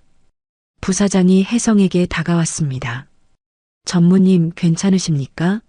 얼굴이 안 좋으신데요. 아, 네. 괜찮습니다. 혜성의 대답은 힘이 없었습니다. 괜찮을 리가 없었습니다. 토요일에 자신이 했던 말들이 계속 머릿속을 맴돌았습니다. 이혼녀, 혼자 사는 여자, 운이 좋았다, 외롭겠다. 그 모든 말들이 부메랑처럼 되돌아와 자신을 찔렀습니다. 제발 다른 사람이길. 혜성은 속으로 기도했습니다. 한유진이라는 이름이 흔한 이름이길, 토요일에 만난 그 여자가 아니길. 하지만 그는 알고 있었습니다. 56살 여성, 조사사국 팀장. 모든 조건이 일치했습니다. 오전 10시 정각 로비에 검은색 승용차 2대가 멈춰섰습니다. 차에서 4명의 사람들이 내렸습니다. 그리고 가장 먼저 내린 사람은 단정한 회색 정장을 입은 여성이었습니다. 한유진이었습니다. 혜성은 창문 너머로 그녀를 봤습니다. 심장이 쿵 내려앉는 기분이었습니다. 틀림없었습니다. 토요일에 만난 바로 그 여자였습니다. 그는 창틀을 꽉 잡았습니다. 다리에 힘이 풀리는 것 같았습니다. 부사장이 말했습니다. 가셨습니다. 로비로 내려가시죠. 혜성은 고개를 끄덕였지만 발이 떨어지지 않았습니다. 그는 깊게 숨을 들이쉬었습니다. 진정하려고 애썼지만 심장은 계속 빠르게 뛰었습니다. 엘리베이터를 타고 내려가는 동안 혜성의 머릿속은 복잡했습니다. 어떻게 인사해야 할까? 뭐라고 말해야 할까? 사과해야 할까? 아니면 모른 척해야 할까? 모든 생각이 뒤섞여서 정리되지 않았습니다. 로비에 도착하자 유진이 서 있었습니다. 그녀는 3명의 조사관들과 함께 있었습니다. 모두 서류 가방을 들고 있었고 표정은 단호했습니다. 부사장이 먼저 다가가 인사했습니다. 안녕하십니까? 대한건설 부사장 김태윤입니다. 유진이 명함을 건넸습니다. 국세청 조사사국 팀장 한유진입니다. 잘 부탁드립니다. 그녀의 목소리는 차분하고 전문적이었습니다. 토요일에 그 부드러운 톤이 아니었습니다. 업무 모드로 완전히 전환된 목소리였습니다. 혜성은 뒤에 서서 그 모습을 지켜봤습니다. 유진은 혜성을 힐끗 보았지만 아무런 표정 변화도 없었습니다. 마치 처음 보는 사람을 대하듯 담담했습니다. 부사장이 혜성을 소개했습니다. 이쪽은 저희 전무이사 정혜성입니다. 유진이 혜성에게 명함을 건넸습니다. 한유진입니다. 정혜성입니다. 혜성은 떨리는 손으로 명함을 받았습니다. 유진의 표정은 여전히 변함이 없었습니다. 그녀는 다른 임원들에게도 똑같이 명함을 나눠주었습니다. 일행은 회의실로 이동했습니다. 조사팀은 자리에 앉았고 대한건설 임원들도 마주 앉았습니다. 유진이 서류를 꺼내며 말했습니다. 본격적인 조사에 앞서 몇 가지 설명드리겠습니다. 그녀의 목소리는 단호했습니다. 한치의 흔들림도 없었습니다. 이번 조사는 귀사의 최근 3년간 세무 자료를 검토하는 것입니다. 특히 건설업 특성상 외주 용역비, 자재비 처리 등을 중점적으로 볼 예정입니다. 임원들이 서로 눈빛을 교환했습니다. 외주 용역비와 자재비, 바로 회사가 가장 민감한 부분이었습니다. 유진이 계속 말했습니다. 조사 결과에 따라 세무과징금이 부과될 수 있습니다. 이 과징금은 단순히 계산되는 것이 아닙니다. 그녀는 잠시 멈췄다가 다시 말했습니다. 심사관의 판단에 따라 금액이 결정됩니다. 위반 정도, 협조 태도, 개선 의지 등을 종합적으로 평가합니다. 혜성은 그 말을 듣는 순간 등골이 오싹해졌습니다. 심사관의 판단. 그리고 그 심사관이 누구인지 이제 알고 있었습니다. 그 심사는 누가 합니까? 한 이사가 물었습니다. 유진이 담담하게 대답했습니다. 조사총괄 팀장인 제가 최종 심사를 담당합니다. 회의실이 조용해졌습니다. 유진의 말은 짧았지만 무게가 있었습니다. 혜성은 의자에 앉아 있을 수가 없었습니다. 손이 너무 떨려서 테이블 아래로 내렸습니다. 부사장이 조심스럽게 물었습니다. 팀장님, 조사 기간은 얼마나 됩니까? 2주 정도 예상하고 있습니다. 협조를 잘해주신다면 더 빨리 끝날 수도 있고요. 최대한 협조하겠습니다. 감사합니다. 유진은 서류를 정리하며 일어섰습니다. 그럼 오늘은 자료부터 받아가겠습니다. 회계팀과 협조 부탁드립니다. 회의가 끝나고 사람들이 일어섰습니다. 부사장과 다른 임원들은 조사팀을 회계부서로 안내했습니다.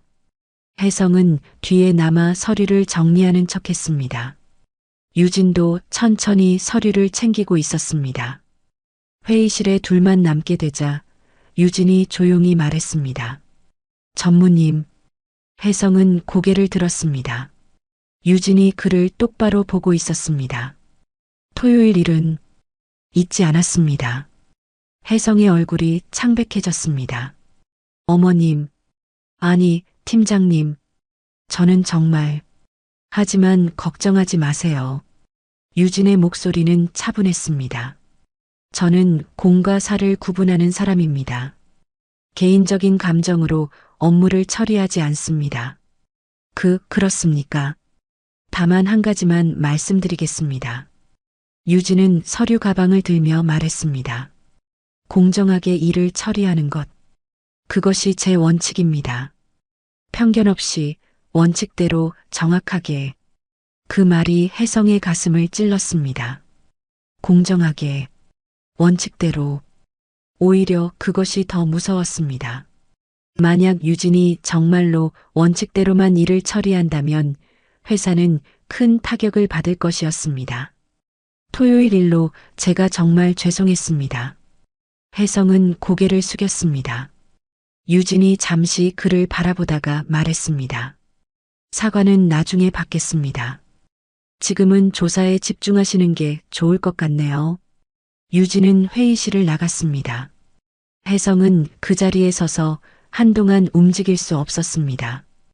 혜성은 화장실로 가서 세면대에 찬물을 틀었습니다.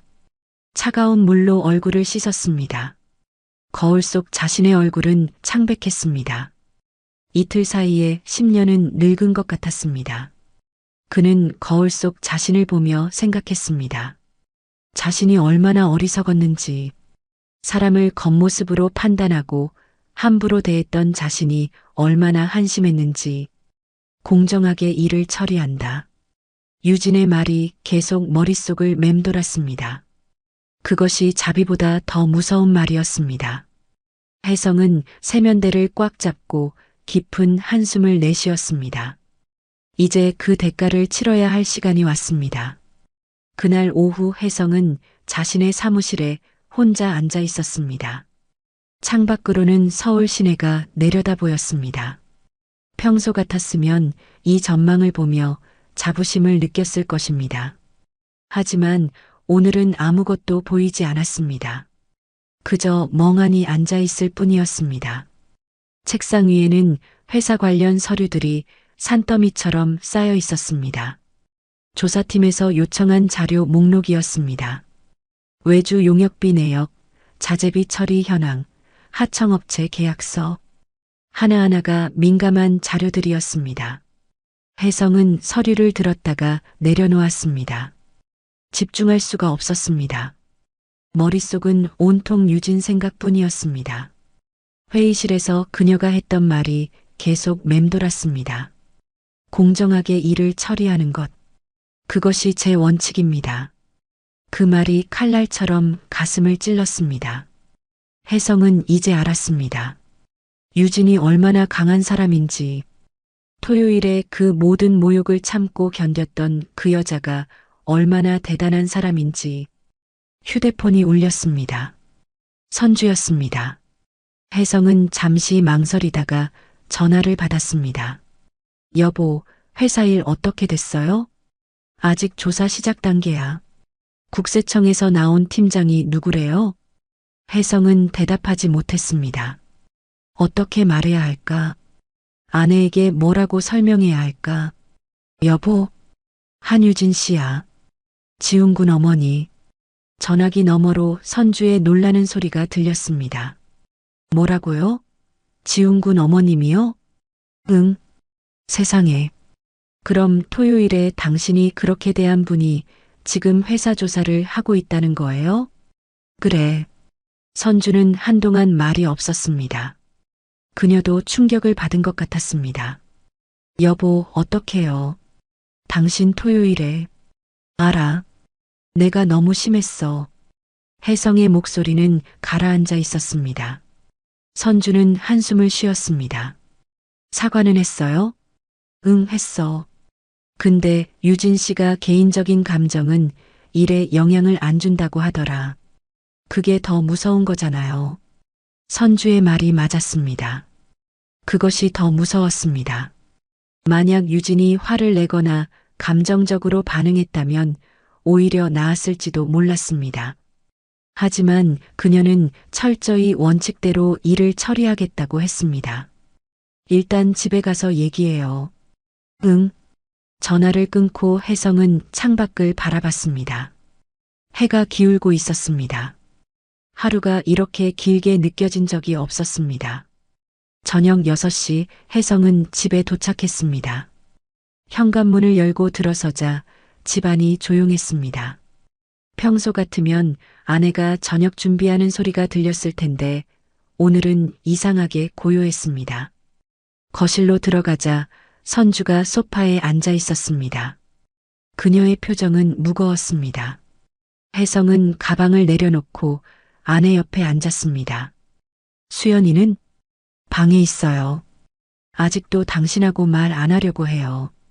혜성은 고개를 떨구었습니다. 딸과도 아내와도 제대로 얘기를 나눌 수 없었습니다. 모든 게 자신의 잘못이었습니다. 선주가 조심스럽게 물었습니다. 회사 일은 심각한 거예요? 모르겠어. 조사 결과 나와봐야지. 과징금이 많이 나올 것 같아요? 그건 유진 씨 판단에 달렸어. 혜성의 목소리는 무기력했습니다. 자신의 운명이 다른 사람 손에 달려 있다는 것, 그것도 자신이 모욕한 사람의 손에 달려 있다는 것이 견딜 수 없었습니다. 선주가 남편의 손을 잡았습니다. 여보, 내일 유진 씨한테 제대로 사과하세요. 진심으로요. 이미 사과했어. 말로만 하는 게 아니라 진짜 마음으로 사과해야 해요. 당신이 토요일에 얼마나 심하게 대했는지 알잖아요. 혜성은 고개를 끄덕였습니다. 아내의 말이 맞았습니다. 자신은 단순히 입으로만 사과했을 뿐 진심으로 반성하지 않았습니다. 바로 그때였습니다. 수연의 방문이 열렸습니다. 수연이 나왔습니다. 그녀는 아버지를 쳐다보지도 않고 현관으로 향했습니다. 수연아, 어디가? 선주가 물었습니다. 수연이 짧게 대답했습니다. 지훈 씨 만나요. 이 시간에? 지훈 씨 어머님한테 사과드리러 가요. 수연의 목소리는 단호했습니다. 혜성이 자리에서 일어났습니다. 수연아. 하지만 수연은 아버지를 쳐다보지 않았습니다. 아빠가 못한 일 제가 하러 가는 거예요. 수연아, 그게 무슨 말이냐? 어머님께 제대로 사과드려야죠. 우리 아빠가 얼마나 무례했는지 말씀드리고요. 수연의 눈에는 눈물이 고여 있었습니다. 하지만 그녀는 울지 않았습니다. 그저 단단한 표정으로 아버지를 바라봤습니다. 수연아, 미안하다. 혜성의 목소리가 떨렸습니다. 수연은 고개를 저었습니다. 저한테 사과할 게 아니라 어머님께 사과해야죠. 알아. 내가 잘못했어. 아시면서 왜 그러셨어요? 수연의 목소리가 높아졌습니다. 사람을 왜 그렇게 판단하세요? 이혼했다고, 혼자 산다고, 그게 뭐가 잘못인데요? 혜성은 할 말이 없었습니다. 딸의 말 하나하나가 가슴에 박혔습니다. 어머님이 얼마나 훌륭한 분인데, 혼자서 지훈 씨를 의사로 키우셨는데, 그런 분을 아빠는 뭐라고 했어요? 수연아, 전 아빠가 부끄러워요. 수연의 말에 혜성은 무너졌습니다. 딸에게 부끄러운 아버지, 그보다 더 견디기 힘든 말은 없었습니다. 수연은 현관문을 열고 나갔습니다. 문이 닫히는 소리가 집안에 울렸습니다. 혜성은 그 자리에 서서 한동안 움직이지 못했습니다. 선주가 다가와 남편의 어깨에 손을 얹었습니다. 여보, 수연이 말이 맞아요. 당신이 잘못했어요. 알아. 알기만 하면 뭐해요. 행동으로 보여줘야죠. 혜성은 소파에 주저앉았습니다. 그는 두 손으로 얼굴을 감쌌습니다. 모든 것이 무너지는 기분이었습니다. 회사도, 가족도, 자신의 자존심도. 그날 밤 혜성은 잠을 이룰 수 없었습니다. 침대에 누워 천장만 바라봤습니다. 선주는 이미 잠들었지만 혜성은 눈을 감을 수가 없었습니다. 유진의 얼굴이 계속 떠올랐습니다. 토요일 식당에서 조용히 앉아있던 그녀, 자신의 모욕을 묵묵히 참고 있던 그녀, 그리고 오늘 회의실에서 당당하게 서 있던 그녀. 혜성은 자신이 얼마나 어리석었는지 깨달았습니다. 사람을 겉모습으로 판단했던 것, 이혼했다는 이유만으로 깔봤던 것, 혼자 산다는 이유만으로 무시했던 것, 모든 것이 자신의 편견이었습니다. 새벽 2시 혜성은 일어나 거실로 나왔습니다. 캄캄한 거실에 앉아 창밖을 바라봤습니다. 서울 야경이 반짝이고 있었습니다. 하지만 그의 마음은 어둠 속에 잠겨 있었습니다. 휴대폰을 꺼내 메시지를 확인했습니다.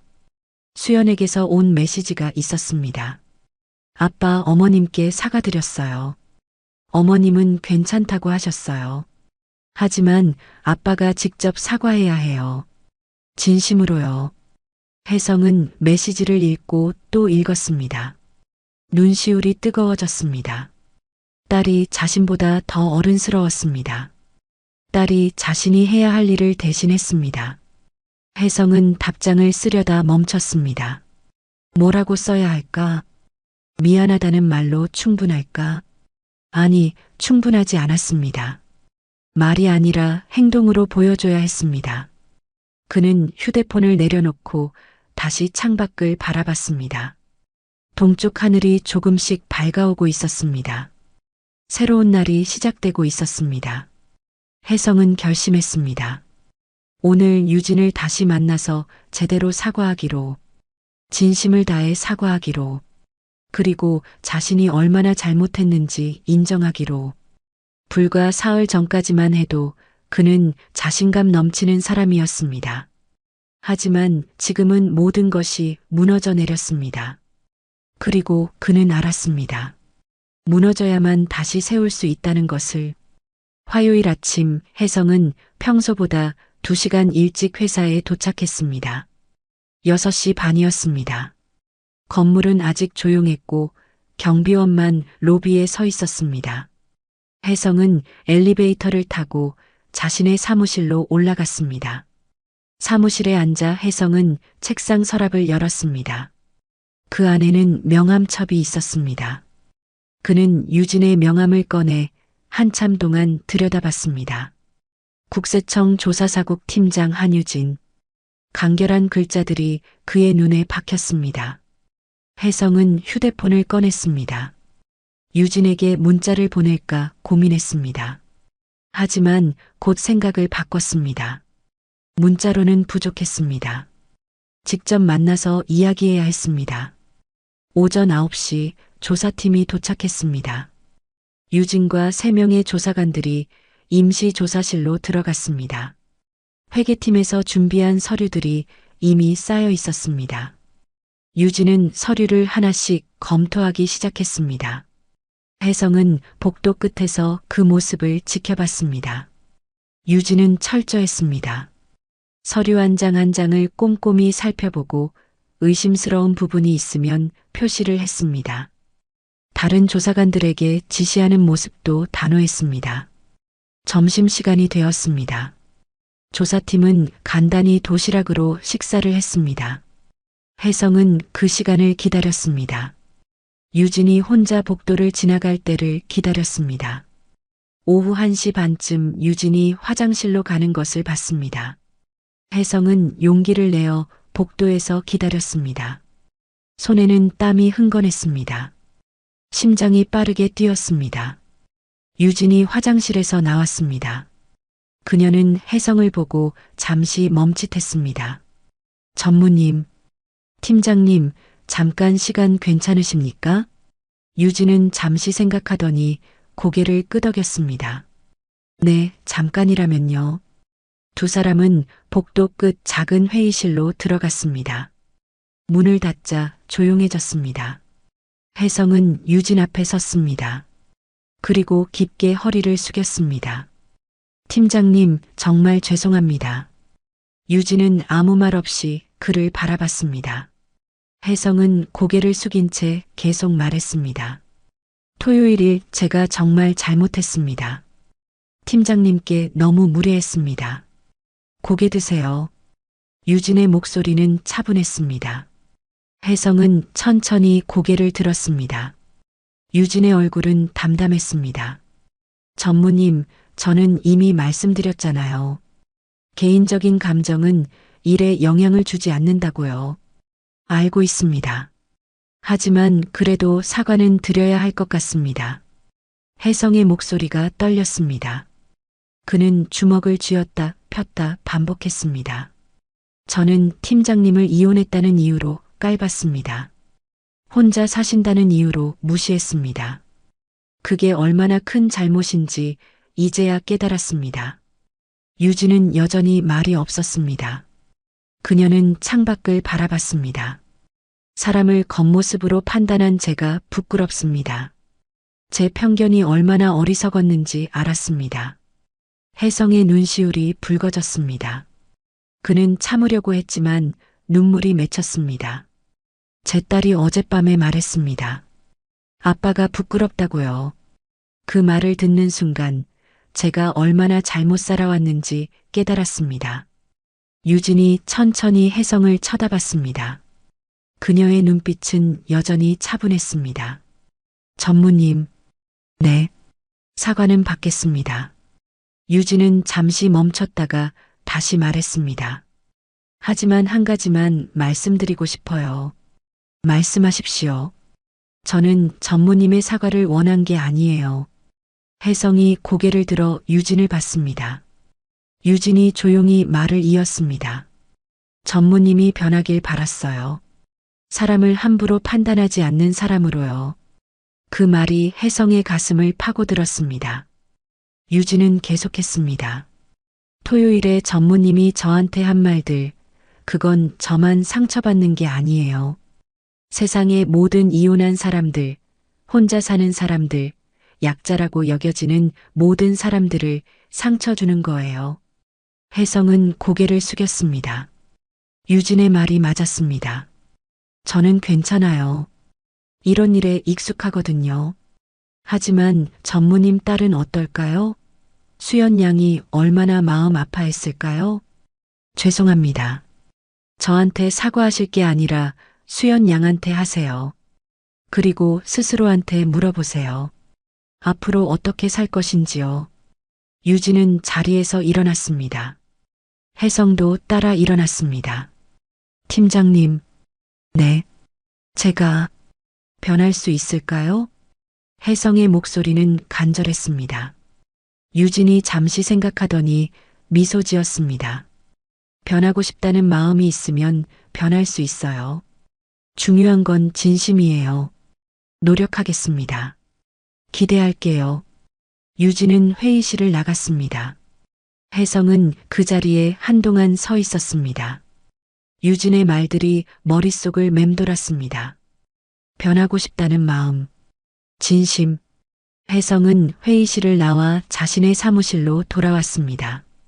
그는 의자에 앉아 깊게 숨을 들이쉬었습니다. 뭔가 무거운 짐을 내려놓은 기분이었습니다. 오후 내내 조사는 계속되었습니다. 유진과 조사팀은 서류를 검토하고 회계팀 직원들을 면담했습니다. 혜성은 최대한 협조했습니다. 필요한 자료가 있으면 즉시 제공했고 질문이 있으면 성실하게 답했습니다. 저녁 6시 조사팀이 퇴근 준비를 했습니다. 유진이 서류를 정리하며 부사장에게 말했습니다. 오늘 협조 감사했습니다. 내일도 계속하겠습니다. 예, 최대한 도와드리겠습니다. 조사팀이 건물을 나갔습니다. 혜성은 창문 너머로 그들이 차에 타는 것을 지켜봤습니다. 유진의 뒷모습이 보였습니다. 그녀는 여전히 단정하고 의연했습니다. 혜성은 집에 돌아가는 길에 꽃집에 들렀습니다. 그는 카네이션 한 다발을 샀습니다. 그리고 집으로 향했습니다. 집에 도착하자 선주가 놀란 얼굴로 물었습니다. 여보, 그 꽃은 뭐예요? 수연이 주려고. 혜성은 수연의 방문을 두드렸습니다. 잠시 후 문이 열렸습니다. 수연이 나왔습니다. 그녀는 아버지를 보고 놀란 표정을 지었습니다. 아빠, 수연아, 미안하다. 혜성은 꽃을 내밀었습니다. 수연은 꽃을 받으며 눈물을 흘렸습니다. 아빠가 정말 잘못했어. 내 말이 맞았어. 아빠가 부끄러운 사람이었어. 아빠, 앞으로 변할게. 사람을 함부로 판단하지 않을게. 약속할게. 수연이 아버지를 껴안았습니다. 혜성도 딸을 꽉 안았습니다.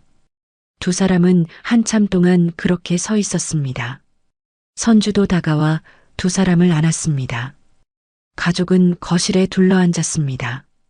혜성은 토요일 일부터 오늘까지의 모든 것을 이야기했습니다. 자신이 얼마나 잘못했는지, 유진이 얼마나 대단한 사람인지, 그리고 자신이 무엇을 깨달았는지. 수연이 아버지의 손을 잡았습니다. 아빠, 정말 변하실 거죠? 응, 약속한다. 그럼 지훈 씨랑 결혼해도 돼요? 혜성은 고개를 끄덕였습니다. 당연하지. 지훈 군은 좋은 사람이야. 그리고 지훈 군 어머님도 훌륭한 분이고. 수연이 환하게 웃었습니다. 오랜만에 보는 딸의 밝은 미소였습니다. 그날 밤 혜성은 오랜만에 편안하게 잠들었습니다. 여전히 회사 일은 걱정이었지만 마음만큼은 가벼웠습니다. 무너졌던 것들이 조금씩 다시 세워지고 있었습니다. 2주일이 흘렀습니다. 국세청 조사는 예정대로 마무리되었습니다. 유진과 조사팀은 매일 출근해서 서류를 검토하고 직원들을 면담하고 회계 장부를 꼼꼼히 살폈습니다. 혜성은 그 모든 과정에 성실히 협조했습니다. 금요일 오후 마지막 조사 보고 회의가 열렸습니다. 회의실에는 대한건설 임원들과 조사팀이 마주 앉았습니다. 유진이 서류를 펼치며 입을 열었습니다. 2주간의 조사 결과를 말씀드리겠습니다. 회의실이 조용해졌습니다. 모두가 긴장한 표정으로 유진을 바라봤습니다. 혜성도 숨을 죽이고 있었습니다. 총 3가지 문제점이 발견되었습니다. 외주 용역비 처리 미흡, 자재비 증빙 불충분, 그리고 일부 공사비 과다 계상이 있었습니다. 부사장이 긴장한 목소리로 물었습니다. 과징금은 얼마나 나올까요? 유진은 잠시 멈췄다가 대답했습니다. 원칙적으로는 30억 원 이상이 나올 수 있는 사안입니다. 회의실에서 한숨소리가 들렸습니다. 30억은 회사에 큰 타격이었습니다. 혜성은 눈을 감았습니다. 하지만 유진이 다시 말을 이었습니다. 조사 과정에서 귀사의 협조 태도가 매우 좋았습니다. 요청한 자료를 신속히 제공했고 질문에 성실히 답변했습니다. 또한 문제점을 인정하고 개선 의지를 보였습니다. 혜성이 고개를 들었습니다. 유진이 그를 잠깐 쳐다봤습니다. 따라서 심사 결과 과징금은 12억 원으로 결정했습니다. 그리고 6개월의 개선 기간을 드리겠습니다. 12억, 30억에서 거의 3분의 1로 줄어든 금액이었습니다. 임원들이 서로 눈빛을 교환했습니다. 안도의 한숨이 흘러나왔습니다. 부사장이 일어서서 인사했습니다. 팀장님 감사합니다.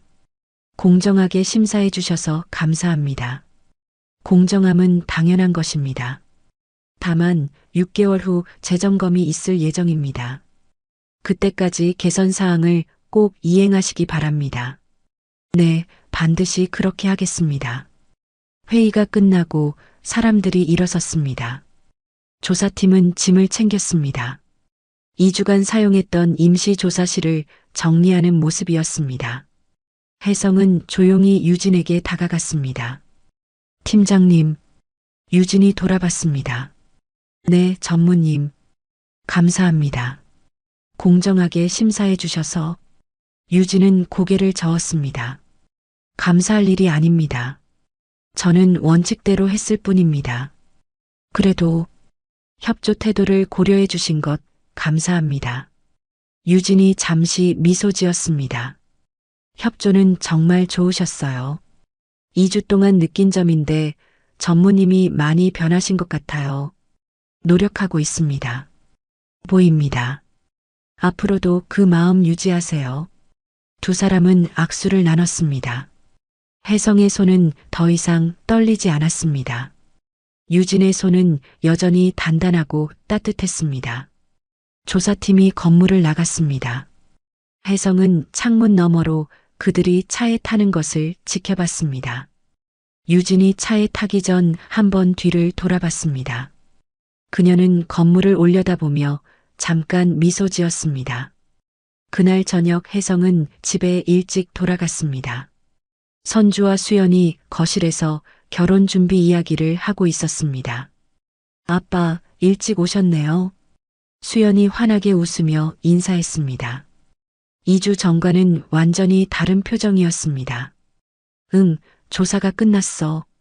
어떻게 됐어요? 과징금 나왔지만 생각보다 많이 줄었어.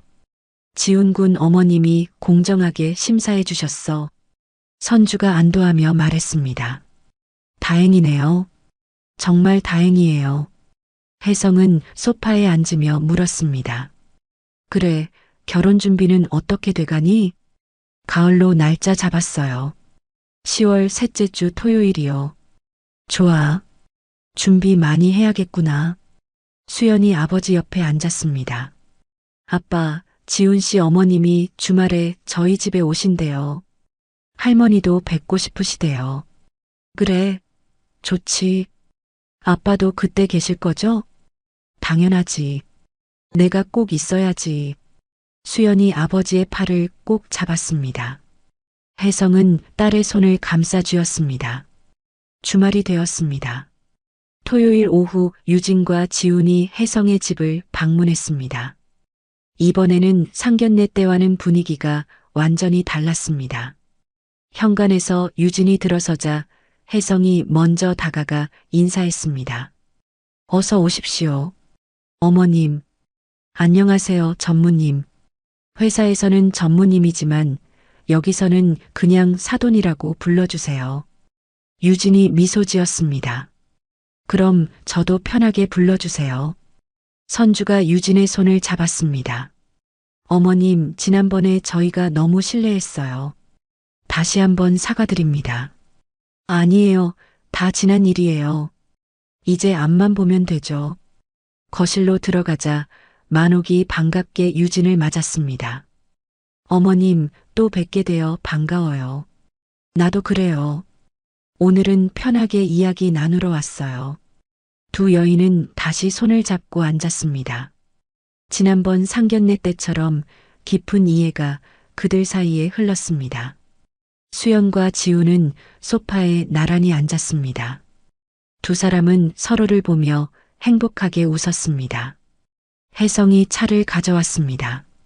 그는 유진 앞에 찻잔을 놓으며 조심스럽게 말했습니다. 어머님, 지난번 일 정말 죄송했습니다. 괜찮아요. 이미 다 용서했어요. 제가 사람을 너무 쉽게 판단했습니다. 겉모습만 보고 속을 보지 못했어요. 유진이 고개를 끄덕였습니다. 깨달으셨으면 된 거예요. 중요한 건 앞으로니까요. 만옥이 끼어들었습니다. 그래요. 우리 이제 진짜 가족이 되는 거잖아요. 과거는 잊어요. 유진이 만옥의 손을 잡았습니다. 어르신 말씀이 맞아요. 이제 우리는 가족이에요. 혜성은 그 모습을 보며 마음이 따뜻해졌습니다. 불과 3주 전만 해도 상상도 못했던 광경이었습니다. 자신이 그토록 깔보았던 사람이 이제는 존경스럽게 느껴졌습니다. 오후 내내 두 집안은 편안하게 이야기를 나눴습니다. 결혼 준비 이야기, 신혼집 이야기, 앞으로의 계획들. 웃음소리가 집안에 가득했습니다. 저녁 식사를 함께하고 유진과 지훈이 돌아갈 시간이 되었습니다. 현관에서 혜성이 유진에게 말했습니다. 어머님, 오늘 와주셔서 감사합니다. 저야말로 초대해 주셔서 감사해요. 하나 여쭤봐도 될까요? 네, 말씀하세요. 어머님은 어떻게 그렇게 강하게 사실 수 있으셨어요? 혼자서 아드님을 키우시면서. 유진이 잠시 생각하더니 대답했습니다.